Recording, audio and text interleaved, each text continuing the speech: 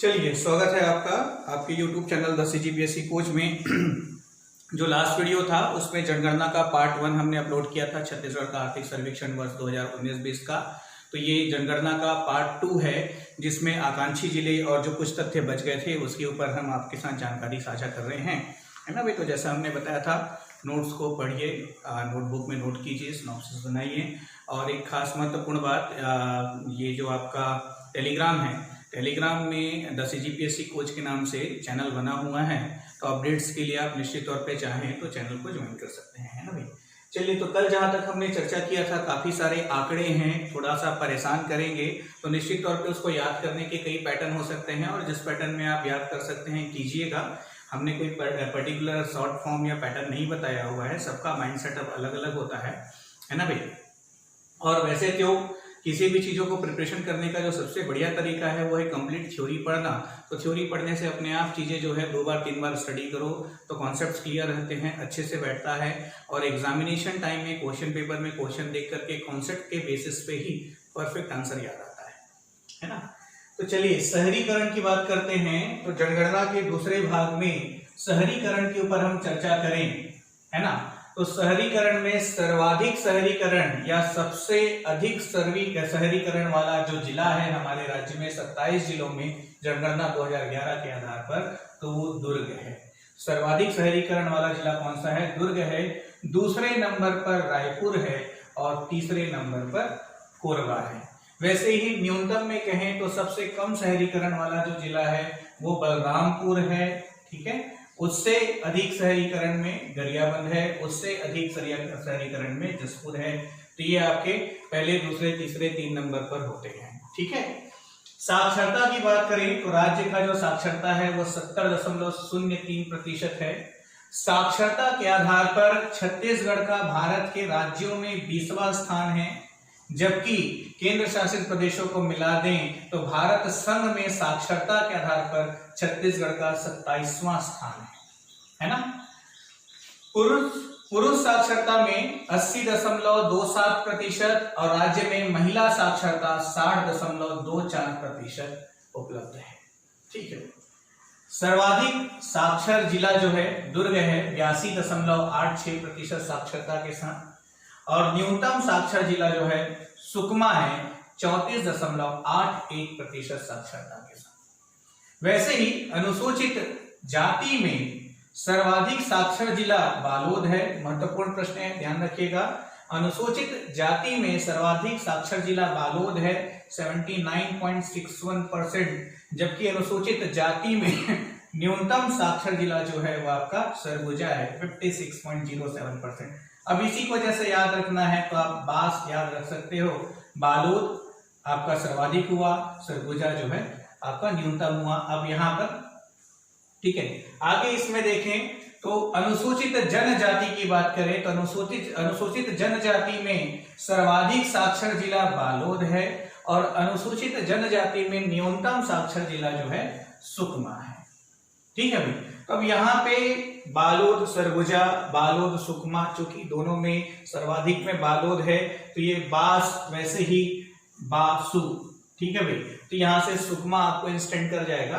तो ये अब आपके ऊपर है कि याद करने का तरीका कौन सा अपनाते हैं, पर जो भी हो याद तो आपको करना होगा। यहाँ पर ये परसेंटेज नहीं याद हो चलेगा, पर जिले का नाम जरूर याद होना चाहिए। अनुसूचित जाति में सर्वाधिक बालोद, न्यूनतम सरगुजा। अनुसूचित जनजाति में सर्वाधिक बालोद, न्यूनतम सरगुजा। ये नए आंकड़े हैं, महत्वपूर्ण हैं, जरूर ध्यान में रखिएगा। पुरुष साक्षरता के आधार पर हम बात करें तो सर्वाधिक पुरुष साक्षरता वाले जिले हैं दुर्ग, बालोद और रायपुर, जबकि न्यूनतम पुरुष साक्षरता वाले जिले हैं सुकमा, बीजापुर, नारायणपुर। सुकमा, बीजापुर, नारायणपुर। वैसे ही महिला साक्षरता में बात करें तो सर्वाधिक महिला साक्षर वाले जिले हैं दुर्ग, रायपुर, बालोद, पहले, दूसरे, तीसरे स्थान पर। और महिला साक्षरता में न्यूनतम स्थान पर जिले हैं सुकमा, बीजापुर, दंतेवाड़ा। तो ये पुरुष साक्षरता के आधार पर सर्वाधिक और न्यूनतम हुआ, ये महिला साक्षरता के आधार पर सर्वाधिक और न्यूनतम हुआ, ये अनुसूचित जाति के आधार पर हुआ, ये अनुसूचित जनजाति के आधार पर हुआ, ये ओवरऑल स्टेट में दुर्ग और सुकमा सर्वाधिक न्यूनतम हुआ, है ना भाई। ये सारे महत्वपूर्ण प्रश्न बनते हैं साक्षरता के ऊपर। कार्यशील जनभागीदारी या फिर कार्यबल जनभागीदारी अनुपात जो है छत्तीसगढ़ का 47.68% है ना भाई। राज्य का कार्यबल जनभागीदारी अनुपात 47.68% है।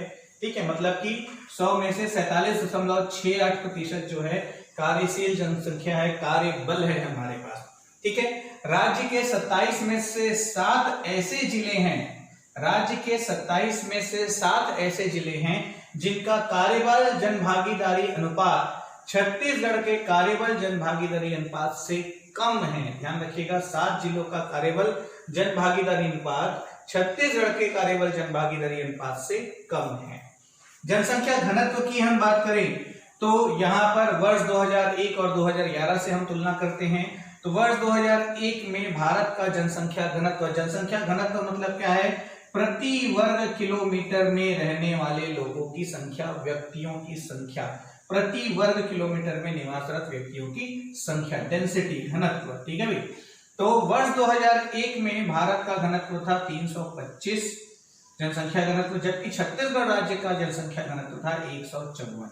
2011 में भारत का जनसंख्या घनत्व बढ़कर के 382 हुआ, जबकि छत्तीसगढ़ का जनसंख्या घनत्व 2011 की जनगणना अनुसार 189। ठीक है, जिसमें 57 और 35 की वृद्धि हुई। तो यहाँ पर एक महत्वपूर्ण तथ्य ये है कि 2011 की जनगणना के अनुसार भारत का जनसंख्या घनत्व और छत्तीसगढ़ का जो जनसंख्या घनत्व में जो वृद्धि हुई, उस वृद्धि का अंतर कितना है? तो 22 व्यक्ति प्रति वर्ग किलोमीटर अंतर है। यह भी अपने आप एक महत्वपूर्ण प्रश्न होता है। ठीक है, जनसंख्या घनत्व के आधार पर छत्तीसगढ़ का राज्यों में स्थान 20वां है, जबकि भारत संघ में छत्तीसगढ़ का स्थान 25वां है। सर्वाधिक जनसंख्या घनत्व वाला जिला है दुर्ग, दूसरा स्थान पर है रायपुर, और न्यूनतम जनसंख्या घनत्व वाला जिला है नारायणपुर, और दूसरे स्थान पर है बीजापुर। ये सब महत्वपूर्ण प्रश्न हो जाते हैं। ठीक है भाई, चलिए इसका एक स्क्रीनशॉट ले लीजिए आप, फिर आगे बढ़ते हैं। अब इसमें ध्यान दीजिएगा, अगला जो तथ्य है हमारा वो आकांक्षी जिलों के ऊपर है। तो जनवरी 2018 में विकास की संभावनाओं के आधार पर, जनवरी 2018 में विकास की संभावनाओं के आधार पर पहले चरण में देश के 115 जिलों को आकांक्षी जिलों में शामिल किया गया है। ठीक है, तो इसमें से छत्तीसगढ़ के 27 में से 10 ऐसे जिले हैं, 27 में से 10 ऐसे जिले हैं जिनको आकांक्षी जिलों में शामिल किया गया है। सीजीपीएससी प्रारंभिक परीक्षा वर्ष 2019 जो कि 9 फरवरी 2020 को संपन्न हुआ, उसमें पूछा गया था कि छत्तीसगढ़ में आकांक्षी जिलों की संख्या कितनी है? 10।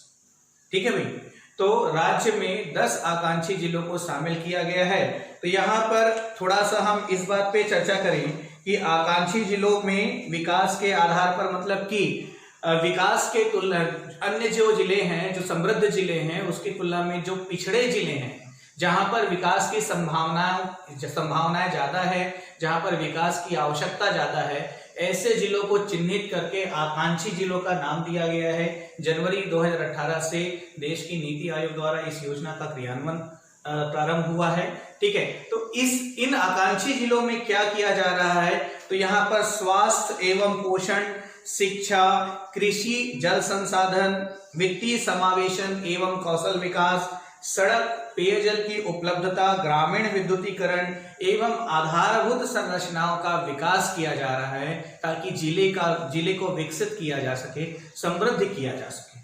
ठीक है भाई, तो इस क्रम में देश में आकांक्षी जिलों में छत्तीसगढ़ के 27 में से 10 जिले शामिल हैं। अब यहाँ पर महत्वपूर्ण होता है कि इन 10 जिलों का नाम कैसे याद रखें। तो सबसे पहले तो बस्तर संभाग की तरफ मूव कीजिए। तो बस्तर संभाग में कुल जिलों की संख्या है 7।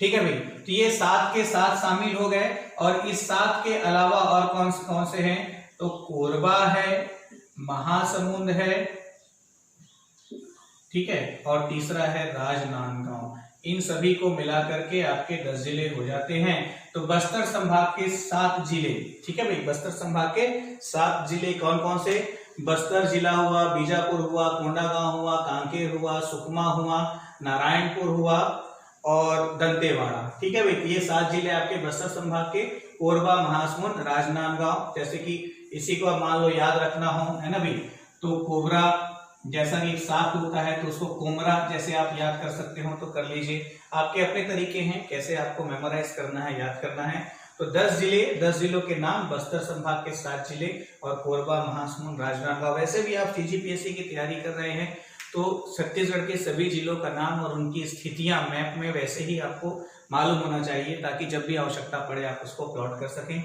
इसके ऊपर हमारा यूट्यूब में वीडियो भी डला हुआ है जिसमें 27 जिलों के आधार पर हमने उनका निर्माण वर्ष और उनके संबंध में सारी जानकारी साझा की है और छूने वाले जिलों के बारे में भी बताया है। तो उस वीडियो को अपडेट करते हुए अब 28 जिलों के फॉर्मेट में हम फिर से एक वीडियो अपलोड करेंगे, जो कि छत्तीसगढ़ प्रशासनिक व्यवस्था का ही हिस्सा है। ठीक है भाई, तो बस्तर संभाग के 7 और ये 3 जिले हो गए। अब हम बात करें तो इन 10 आकांक्षी जिलों में राज्य की कुल जनसंख्या का 26.88% निवास करता है। ठीक है, इन 10 आकांक्षी जिलों में राज्य की कुल जनसंख्या का 26.88% निवास करता है। राज्य की कुल अनुसूचित जाति आबादी का 15.84% निवास करता है और राज्य की कुल अनुसूचित जनजातीय आबादी का 41.52% निवास करता है। ये आंकड़ों से संबंधित महत्वपूर्ण प्रश्न होते हैं। राज्य में उपस्थित कुल ग्राम पंचायत में से 1869 ग्राम पंचायत जो हैं इन 10 आकांक्षी जिलों के अंतर्गत आते हैं, जिसमें सर्वाधिक ग्राम पंचायत कहां से हैं? 450 ग्राम पंचायत के साथ राजनांदगांव जिला शामिल है। ठीक है भाई, राज्य में उपलब्ध कुल ग्राम पंचायतों का 30.64% ग्राम पंचायत जो है इन 10 आकांक्षी जिलों में शामिल है। ये जितनी भी बातें हम आप बता रहे हैं, हम आपको बता रहे हैं, अपने आप में सारी बातें, हर एक तथ्य महत्वपूर्ण प्रश्न है और आगामी परीक्षा के दृष्टिकोण से अति महत्वपूर्ण है। इस बात का जरूर ख्याल रखिएगा। ठीक है भाई, छत्तीसगढ़ राज्य का स्वास्थ्य सूचकांक, ये भी परीक्षा में पूछा जा चुका है, 0.52% है और स्वास्थ्य सूचकांक में प्रथम स्थान पर कोरबा है और दूसरे स्थान पर रायपुर है। ध्यान रखिएगा, स्वास्थ्य सूचकांक में प्रथम स्थान पर कोरबा है और दूसरे स्थान पर बिलासपुर है। ठीक है भाई, राज्य का स्वास्थ्य सूचकांक कितना है? 0.52% है। ठीक है, श्रम दिवस की बात करें तो राज्य में अनुसूचित जाति को 10.2%, ठीक है, और अनुसूचित जनजाति को 34.36%। देखिएगा, अनुसूचित जाति को 10.2%, अनुसूचित जनजाति को 34.36% और महिला, ठीक है भाई, तो महिला की हम बात करें तो 49.85%। ठीक है भाई, ये तीनों चीजें महत्वपूर्ण हो जाती है। क्या है ये? श्रम दिवस उपलब्धता। ठीक है, श्रम दिवस उपलब्धता है, अनुसूचित जाति, अनुसूचित जनजाति और महिलाओं को मिलने वाला श्रम दिवस है। अनुसूचित जनजाति श्रम दिवस उपलब्धता में प्रथम स्थान पर, श्रम दिवस उपलब्धता में प्रथम स्थान पर सुकमा है। नोट कीजिएगा इसको आप अपने नोटबुक में। अनुसूचित जाति श्रम दिवस में प्रथम स्थान पर सुकमा है। अनुसूचित जाति श्रम दिवस में प्रथम स्थान पर महासमुंद है। ध्यान दीजिएगा, ये आपका अनुसूचित जनजाति पर सुकमा है और अनुसूचित जाति पर प्रथम स्थान पर महासमुंद है श्रम दिवस के आधार पर। और महिलाओं के श्रम दिवस में प्रथम स्थान पर कौन सा जिला है? तो राजनांदगांव है। ठीक है भाई, श्रम दिवस उपलब्धता के आधार।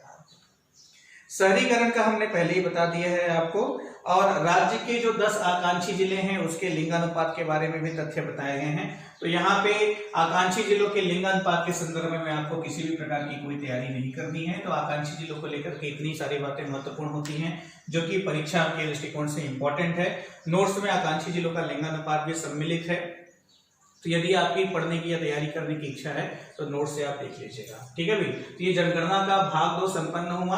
आकांक्षी जिलों को लेकर के जितने तथ्य मैंने अभी आपसे साझा किए हैं वो अत्यधिक महत्वपूर्ण हैं। पहले वीडियो में भी और आज के वीडियो में भी बहुत सारी महत्वपूर्ण जानकारी मैंने आपसे साझा की है। ठीक है भाई, तो तो नोट्स बना करके प्रिपरेशन कीजिए। इसके अलावा आर्थिक सर्वेक्षण का जो अगला चैप्टर है उसके ऊपर हमारा अगला वीडियो अपलोड होगा। और इस वीडियो को यदि आप देख रहे हैं तो आप हमको कमेंट करके यह बात जरूर बताएं वीडियो के कमेंट बॉक्स में कि छत्तीसगढ़ प्रशासनिक व्यवस्था के वीडियोस आपने देखे कि नहीं, और यदि आप चाहते हैं कि छत्तीसगढ़ प्रशासनिक व्यवस्था का कोर्स हम कंप्लीट करा दें यूट्यूब में ही, तो आप हमको कमेंट करके बताएं। और उसके अलावा फिजिक्स के ऊपर भी 2-3 वीडियोस हमने अपलोड किए हैं, तो फिजिक्स के भी वीडियोस यदि कंप्लीट करवाना होगा तो आप हमें कमेंट करके कमेंट बॉक्स में कमेंट करके बताएं। ठीक है भाई। तो फिलहाल तो अभी इकोनॉमिक सर्वे को कंप्लीट करना है, फिर यदि आप लोगों को आवश्यकता महसूस होती है तो फिर हम छत्तीसगढ़ प्रशासनिक व्यवस्था और फिजिक्स को कंप्लीट करेंगे जो कि पहले से ही चल रहा है, और उसके बाद फिर भारत के संविधान इतिहास वगैरह की तरफ हम आगे बढ़ेंगे। ठीक है। तो वीडियो को लाइक कीजिए, कमेंट बॉक्स में कमेंट करके बताइए, और हो सके तो ज्यादा से ज्यादा शेयर कीजिए। Thank you very much.